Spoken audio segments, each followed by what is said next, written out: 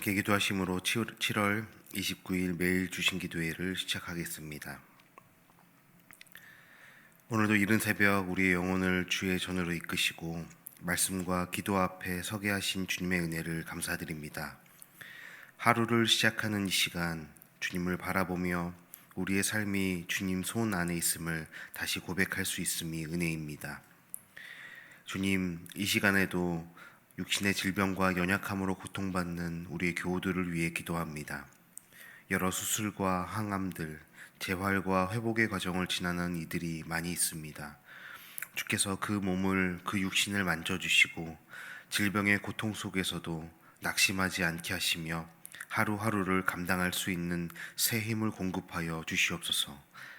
특별히 젊은 나이에 유방암 판정을 받고 이제 막 항암 치료를 시작해야 하는 당신의 딸을 위해 간절히 기도합니다. 그 마음이 얼마나 두렵고 혼란스럽겠습니까? 그의 영혼을 붙들어 주시고 치료의 시작부터 끝까지 주님께서 친히 동행하여 주시옵소서.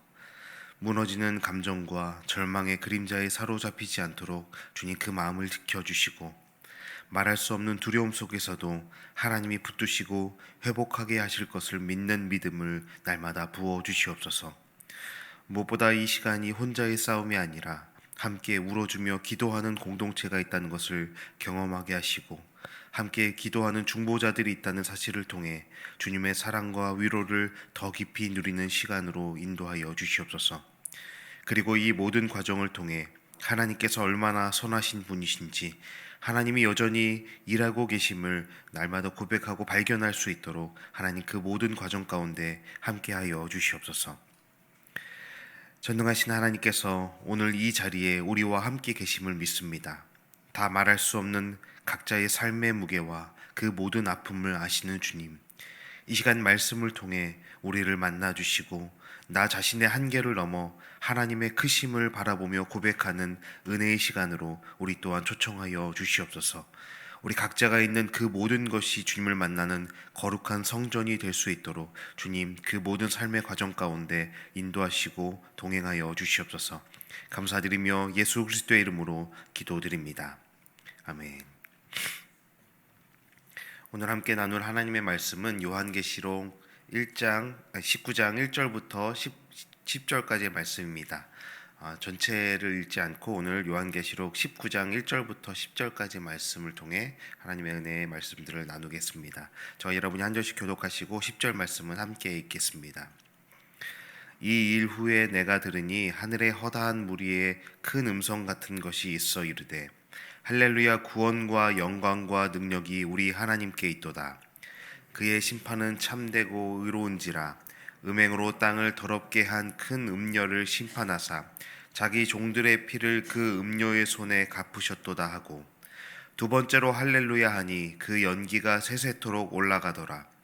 또 24장로와 네 생물이 엎드려 보좌에 앉으신 하나님께 경배하여 이르되 아멘 할렐루야 하니, 보좌에서 음성이 나서 이르시되 하나님의 종들 곧 그를 경외하는 너희들아, 작은 자나 큰 자나 다 우리 하나님께 찬송하라 하더라.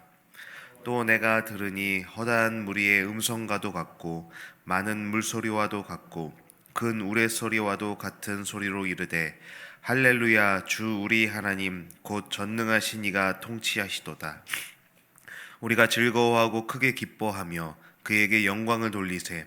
어린 양의 혼인 기약이 이르렀고 그의 아내가 자신을 준비하였으므로 그에게 빛나고 깨끗한 세마포 옷을 입도록 허락하셨으니 이 세마포 옷은 성도들의 옳은 행실이로다 하더라. 천사가 내게 말하기를 기록하라. 어린 양의 혼인 잔치에 청함을 받은 자들은 복이 있도다 하고, 또 내게 말하되 이것은 하나님의 참되신 말씀이라 하기로, 내가 그 발 앞에 엎드려 경배하려 하니 나는 너와 및 예수의 증언을 받은 내 형제들과 같이 된 종이니 삼가 그리하지 말고 오직 하나님께 경배하라. 예수의 증언은 예언의 영이라 하더라. 아멘. 오늘도 또 무더운 밤 잘 보내시고 또 이 자리에 나오신 여러분 주님의 이름으로 환영합니다. 잘 오셨습니다. 하나님께서 오늘 말씀을 통해서도 또 우리를 위로하시고 회복하시는 은혜를 허락하실 줄 믿습니다. 저는 길지 않은 시간 또 목회와 사역을 해오고 있지만 대부분의 그 사역의 시간들 속에서 찬양 사역을 감당해 왔습니다. 예배를 준비하고 찬양을 인도하면서 하나님을 함께 높이는 그 자리에서 참 큰 기쁨과 감사를 누릴 수 있었고, 또 찬양을 통해서도 제 자신이 하나님 앞에 더 가까워진다라는 것을 많이 경험하였습니다. 그런데 그런 중에도 언제나 그 찬양과 또 예배의 자리가 쉬운 것만은 아니었던 것 같습니다.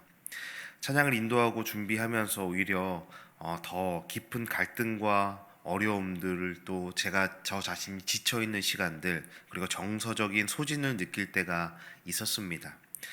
제 마음이 무너져 있을 때, 또 삶의 상황이 전혀 찬양을 하기에 합당치 않은 시간들, 고통스러운 시간들을 보낼 때, 입술로는 하나님을 찬양해야 하지만 마음 한켠에서는 내가 정말 찬양할 수 있을까?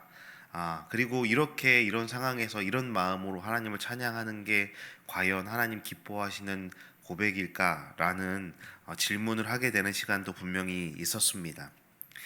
아마 저뿐만이 아니라 오늘 이 자리에 또 함께 예배하고 계신 여러분들 중에도 그런 경험들을 갖고 계시고 또 지나고 계신 분들이 있을 거라 생각합니다. 감정이 메말라 버려서 입술조차 열 수 없을 때, 현실의 무게가 너무 고되고 무거워서 찬양이라는 것이 사치처럼 느껴질 때, 찬양은 입술에서 나오기보다 오히려 멀게 느껴지기도 합니다. 그럴 때 우리는 항상 질문하게 되지요. 이 상황에서도 하나님을 찬양할 수 있을까? 나의 이런 찬양을 주님께서 기뻐하실까? 지금 이 현실 속에서 찬양하는 그 고백이 진심일 수 있을까라는 질문을 하게 됩니다. 저는 오늘 이 말씀 본문이 바로 그런 시간들, 또 그런 질문을 안고 살아가는 우리에게 주시는 하나님의 말씀이라 생각합니다. 지금도 찬양이 어려운 누군가에게, 또 앞으로 그런 시간을 만나게 될 우리 모두에게 결코 찬양을 빼앗기지 말아야 할, 그런 중에도 우리가 언제나 찬양할 수 있는 사람들이라는 것을 오늘 본문은 말해주고 있다고 생각합니다. 요한계시록 19장, 18장까지는 이제 바벨론의 멸망과 심판에 대한 말씀이었고, 19장부터는 성도들의 찬양이 시작됩니다. 눈물과 고통의 시간을 지나온 성도들의 입술에서 터져 나오는 찬양의 고백들입니다. 그런데 그 찬양은 현실이 완벽해서 나오는 것이 아니라 하나님이 누구이신지에 대한 분명한 확신에서 나오는 고백들입니다.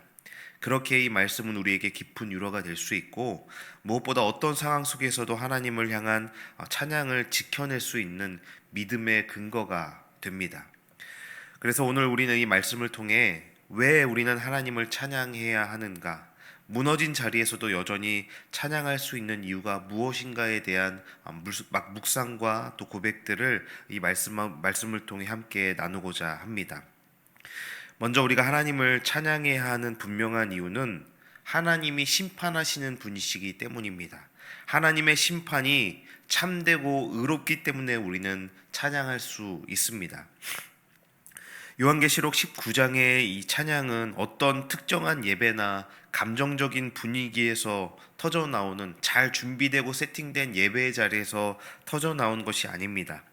그것은 눈앞에 무너져 있는 바벨론을 바라보며 하나님이 마침내 심판하셨다라는 사실 앞에서 터져 나온 신앙의 고백이자 눈물 어린 찬양입니다. 본문 2절은 이렇게 말합니다. 그의 심판은 참되고 의로우시다. 그는 음행으로 땅을 더럽힌 큰 음녀를 심판하시고 그의 종들의 피를 그 손에 갚으셨도다 라고 기록되어 있습니다. 바벨론은 하나님을 대적했던 모든 세력들, 세상의 세력들을 상징합니다.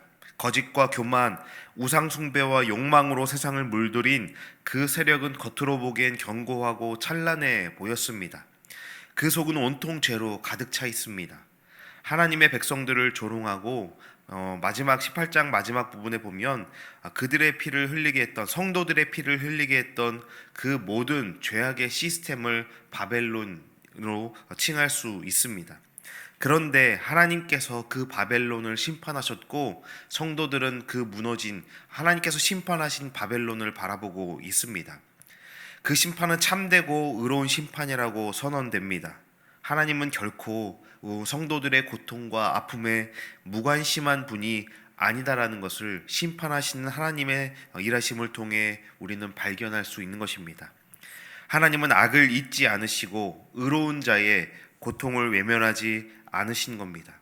그분은 우리가 견뎌온 모든 불의의 순간을 기억하시며 하나님의 때에 정확하게 신원하여 주시는 분이다라는 것을 오늘 이 본문은 우리에게 선포하고 있습니다. 칼바르트는 이런 말을 남겼습니다. 하나님의 심판은 그의 사랑의 다른 얼굴이다. 그분이 거룩하시기에 죄를 모른 척할 수 없고 그분이 사랑이시기에 의로우심으로 반드시 정의를 회복하신다라고 말합니다. 여러분, 우리의 삶에서도 억울하고 또 서러운 순간들이 분명히 있습니다. 하나님을 따르기 위해 바른 길을 택했지만 오히려 고난을 겪는 것 같은 시간들을 보내게 됩니다. 진실하고 거룩하게 살기 위해 결단했지만 오히려 손해를 보고 외면받았던 시간들, 우리는 그 시간들을 견뎌내며 하나님 앞에 질문하게 됩니다. 주님, 이 모든 나의 고통과 이 삶의 과정들을 알고 계십니까? 제가 이렇게까지 하나님을 따르려고 애쓰고 몸부림쳤던 것을 주님 기억하십니까? 라고 질문하게 되지요. 그런데 오늘 말씀은 우리에게 이렇게 응답하고 있는 것입니다. 하나님이 다 기억하고 계신다. 하나님이 그 모든 과정을 다 함께 하셨다라고, 그리고 그 모든 것을, 그 모든 억울함과 아픔을 갚아주실 것이다라고 본문은 우리에게 말하고 있는 것입니다. 그러니 지금 우리가 이 현실 속에서 겪는 불편함과 연약함 속에서도 우리는 하나님을 찬양할 수 있습니다. 하나님이 우리의 모든 고통과 아픔을 신원하시고 갚으시고 반드시 역전시키실 것이기 때문입니다. 눈물 속에서도 지친 마음으로라도 하나님의 성품과 약속을 믿고 찬양하시는 우리가 모두가 되기를 바랍니다. 두 번째, 우리가 하나님을 찬양해야 하는 이유는 하나님이 지금도 온 세상을 통치하시기에 우리는 찬양할 수 있습니다. 본문 6절에서 우리는 또 하나의 찬양의 소리를 듣게 됩니다. 6절 말씀입니다. 또 내가 들으니 허다한 무리의 음성과도 같고 많은 물소리와도 같고 큰 우레소리와도 같은 소리로 이르되 할렐루야, 주 우리 하나님 곧 전능하신 이가 통치하시도다. 여러분, 이 찬양은 단순한 감정의 표현이 아닙니다. 어쩌면 눈앞의 현실과는 정반대처럼 들리는 고백이지요. 왜냐하면 이 요한계시록을 받아들고 읽고 있는 당시 성도들은 박해와 핍박 가운데 있던 상황이었습니다. 바벨론, 곧 로마는 여전히 건재하고 있고 황제는 신이라 불리며 세상을 지배하고 있던 상황이었습니다. 성도들의 눈앞에 보이는 현실은 하나님이 다스리시는 세상이 아니라 황제와 바벨론이 다스리는 세상처럼 보였기 때문입니다. 하지만 성도들은 그 모든 외적인 현실을 넘어 보이지 않는 하나님의 손길을 믿음으로 바라보고 있는 것입니다. 그래서 이렇게 고백하는 것이죠. 전능하신 하나님이 지금도 통치하신다라고 그들은 선포하고 있습니다. 여러분, 저는 이 말씀을 준비하면서 오늘을 살아가는 우리에게도 이 찬양이 얼마나 중요한 고백인지 다시금 마음에 새기게 되었습니다. 우리가 살아가는 세상도 마찬가지입니다. 악한 것이 당연한 것처럼 여겨지고 하나님을 경외하는 사람은 오히려 손해보는 시대, 하나님의 교회라 일컬어지는 교회 공동체마저 세속적인 모습을 너무나 닮아가고 있고 오히려 세상보다 더 세속화되어 있는 교회의 모습들이 가득합니다. 교회와 예배의 자리는 세상 한쪽으로 밀려나고 진리 대신 여론이 기준이 되는 세상 속에서도 우리는 정말 하나님이 지금 세상을 다스리고 계신가라는 의문이 들 때가 있습니다. 하지만 오늘 말씀은 우리에게 분명히 선포합니다. 하나님이 지금도 통치하고 계신다. 우리 눈앞에 보이는 현실이 그렇게 보이지 않을지라도 하나님이 모든 인생을 통치하시고 세상의 주관자 되고 계시다라는 사실을 본문은 말하고 있는 것입니다. 상황이 아니라 신앙으로 믿는 것입니다. 그래서 우리는 그분을 찬양합니다. 모든 것이 잘 풀리기 때문이 아니라, 그런 모든 것이 형통하기 때문에 찬양하는 것이 아니라 하나님이 여전히 왕이시라는 것을 우리는 믿음으로 찬양하는 것입니다. 톰 라이트는 하나님 나라의 비밀이란 책에서 이렇게 말합니다. 세상이 엉망처럼 보여도 하나님의 통치는 보이지 않는 곳에서 확실하게 진행되고 있다. 성도는 그 통치를 먼저 믿고 고백하는 사람들이다 라고 말합니다.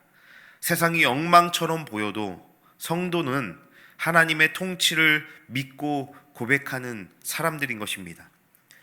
사랑하는 여러분, 우리는 여전히 불완전한 세상에 살아가고 있지만 하나님의 나라는 이미 시작되었고 그 통치는 지금도 오늘 이 예배 가운데서도 진행되고 있다는 것을 믿음으로 바라보아야 합니다. 그러니 오늘 우리가 할 일은 단 한 가지입니다.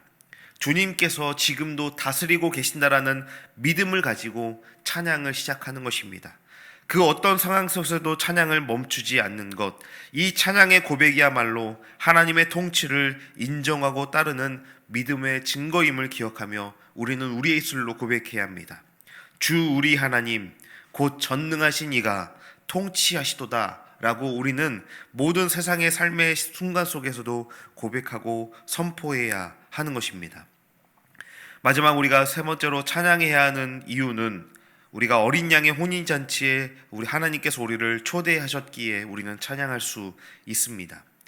본문 7절은 이렇게 선포합니다. 우리가 즐거워하고 크게 기뻐하며 그에게 영광을 돌리세 어린 양의 혼인 기약이 이르렀고 그 아내가 자신을 준비하였으니라고 고백합니다. 이 구절은 요한계시록 전체에서도 가장 찬란하고 환희에 찬 순간 중에 하나입니다.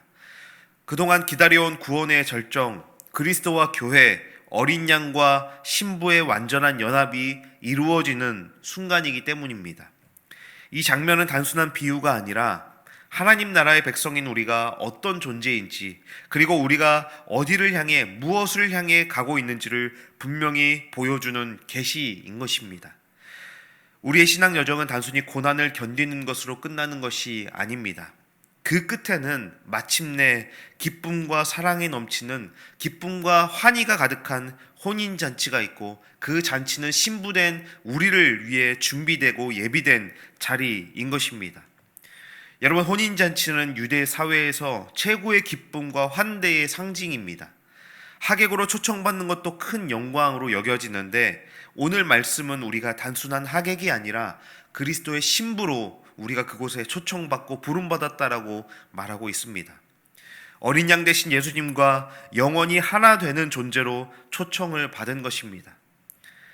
팀 켈러는 일상을 위한 예배라는 책에서 이렇게 말합니다. 하나님은 당신의 백성을 종이나 손님으로 부르지 않으셨다. 그분은 우리를 사랑하시는 신부로 부르셨고 혼인잔치를 준비하셨다라고 말하였습니다. 여러분, 이것이 우리가 찬양해야 될 분명한 찬양의 이유인 것입니다. 하지만 이 신부는 아무 준비 없이 그 자리에 나아가는 것이 아닙니다. 8절 말씀에 이렇게 고백하고 있습니다. 그에게 빛나고 깨끗한 세마포 옷을 입도록 허락하셨으니 이 세마포는 성도들의 옳은 행실이로다 라고 기록되어 있습니다. 여기서 말하는 세마포는 단순한 의복과 옷을 말하는 것이 아닙니다. 성도들이 이 땅에서 살아온 믿음의 삶, 거룩한 순종의 열매를 상징하는 것입니다. 성도들의 옳은 행실을 말합니다. 하나님은 우리가 이 세상에서 걸어온 거룩한 싸움을 기억하시고 그 걸음을 세마포로 빛나게 입혀주신 것입니다. 다시 말해 이 잔치에 참여하는 자들은 자신을 준비하는 신부입니다. 그 준비는 외적인 화려함이 아니라 하나님 앞에 드리는 믿음과 삶의 청결함인 것입니다.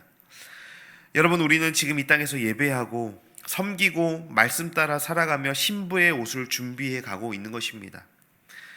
모든 것을 새롭게 하시는 하나님에서 톰 라이트는 이렇게 말하고 있습니다. 신앙은 단지 하나님 나라에 들어가는 티켓을 쥐는 것이 아니다. 그것은 그 나라에 어울리는 삶을 미리 살아내는 것이다 라고 말합니다. 신앙이라는 것은 하나님 나라에 어울리는 삶을 이 땅에서 살아가는 것이다 라는 것이죠. 이 말은 오늘 이 말씀에 너무나 잘 어울립니다. 우리는 지금 이 땅에서 하나님 나라 백성답게 살아내며 그 날의 잔치를 준비하는 거룩한 신부로 준비되어 가고 있는 것입니다. 때로는 주님 뜻대로 살다가 손해를 보기도 하고 이 세상 기준으로 보면 초라하고 작아 보이기도 하지만 하나님은 그 모든 순종의 삶을 기억하시고 영원한 혼인 잔치로 신부로 우리를 이끌어 가신 것입니다. 우리는 오직 은혜로 이 잔치에 초청받았지만 그 은혜는 우리에게도 거룩한 응답을 요구하는 것이에요. 빛나고 깨끗한 세마포 옷을 입도록 허락하셨다라는 이 말은 하나님께서 우리에게 그 길을 허락하셨고 우리가 그 길을 믿음으로 걸어가야 한다라는 뜻입니다. 그리고 본문 9절은 이렇게 선언합니다. 어린 양의 혼인 잔치에 청함을 받은 자들은 복이 있도다. 여러분은 그 어린 양의 잔치에 초청받은 참으로 복된 사람들이라는 그 정체성을 기억하며 살아가시기를 바랍니다. 예수 그리스도와 함께 영원한 기쁨에 참여할 신부로 부름받았기 때문입니다. 그러니 어떤 순간에도 어떤 고난 가운데서도 하나님의 초청을 그리고 마침내 신원하시고 역전하셔서 우리를 거룩한 신부로 혼인잔치에 부르실 그날을 기억하고 소망하며 믿음으로 살아가시기를 바랍니다.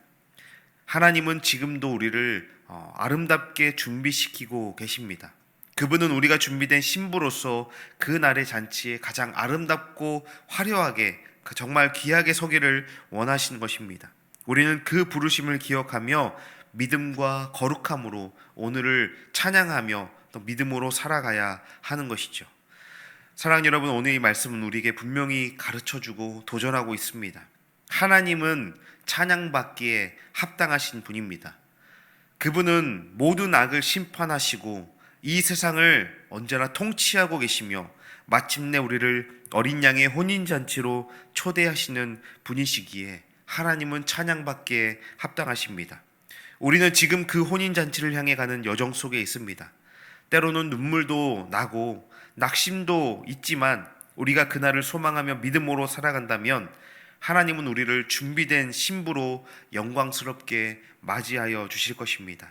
그러니 여러분, 지금의 예배가, 지금의 그 고된 섬김이, 지금의 순종의 삶이 아무리 힘들고 어렵다 하여도 그 모든 과정이 하나님의 신부로, 거룩한 신부로 서게 될 그날을 준비하는 복된 걸음이고 과정임을 믿음으로 기억하시기를 바랍니다. 그리고 어떤 상황 속에서도 찬양을 빼앗기고 잃어버리지 마십시오.